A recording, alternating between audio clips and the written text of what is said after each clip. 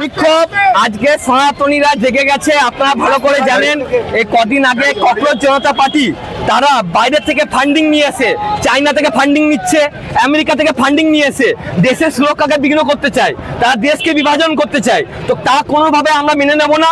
যদি পরীক্ষার question paper leak হয়ে থাকে তার বিরোধিতা আমরা সবাই করব, কিন্তু তার নাম করে ছাত্রদের আন্দোলনকে নাম করে কিছু পলিটিক্যাল লোক, তৃণমূলের লোক, সিপিএম এর লোক, তারা যারা ঘর থেকে বেরোতে পারছে না, তারা আবার সিন্ডিকেট চালাতে চায়, তারা এই ককরোচ জনতা পার্টির নাম করে দেশের সুরক্ষাকে বিঘ্ন করতে চায়।